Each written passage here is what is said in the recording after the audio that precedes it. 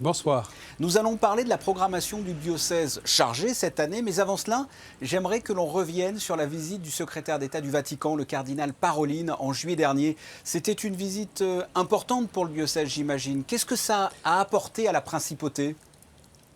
Alors écoutez, oui, comme vous le dites, c'était une visite importante, un peu inédite, parce que c'était la première visite d'un cardinal secrétaire d'État du Vatican en principauté de Monaco.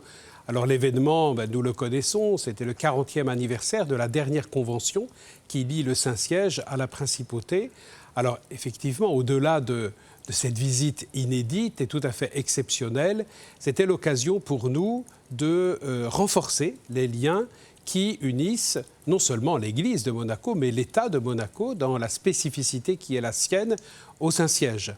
Alors dans cet environnement, nous étions heureux de rencontrer le cardinal secrétaire d'État. C'était une visite officielle. Il y a donc une rencontre avec le prince, une audience avec le prince, avec le ministre d'État, une rencontre aussi avec les chrétiens du diocèse qui nous ont aidés à mieux mesurer ce qu'était notre identité et à la comprendre non seulement comme une fierté, comme un attachement, comme un élément constitutif de ce que nous sommes, mais aussi comme une mission et une responsabilité, en particulier pour l'Église de Monaco et les chrétiens qui la constituent.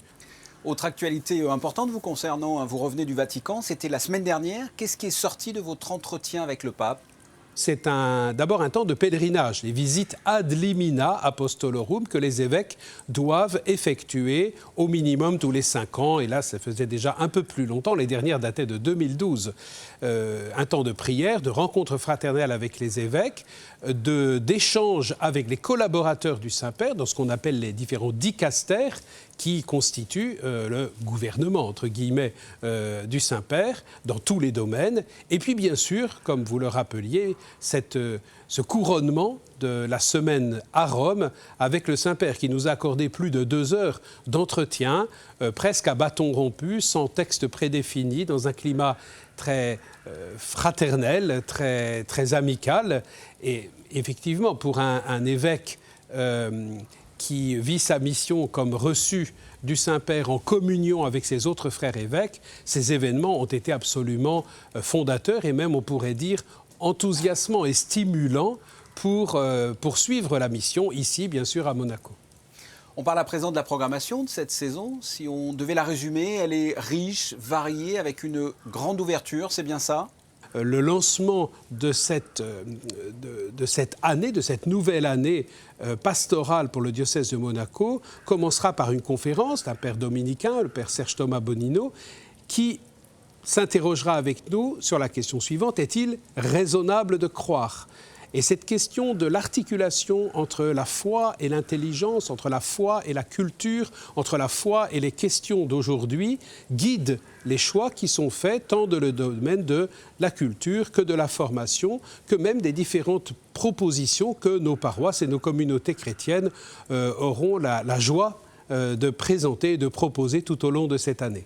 Et parmi les thématiques abordées cette année, il y aura un débat avec le thème « Peut-on parler de tout ?» Je vous pose la question, Monseigneur David, peut-on parler de tout au diocèse de Monaco ? Alors, nous posons la question pour une de ces rencontres débats. Donc, bien sûr, j'invite tous ceux qui le souhaiteraient à nous rejoindre à cette occasion. C'est vrai que cette question nous est beaucoup posée dans une société où tout peut se dire, tout peut se transmettre, mais tout n'a pas la même résonance. Alors moi, je poserais peut-être la question, je suis désolé de répondre à votre question par une autre question. La question est-elle, peut-on parler de tout ou comment parler de tout ? Ou à qui nous adressons-nous quand nous parlons ? Et de quelle manière voulons-nous que le message ou l'information que nous voulons donner soit accueilli, accepté, intégré à un niveau peut-être plus profond que le simple niveau de réaction épidermique. Donc la question, oui, l'Église n'a peur de rien. Et l'Église est apte à entendre, et elle a déjà entendu beaucoup de choses.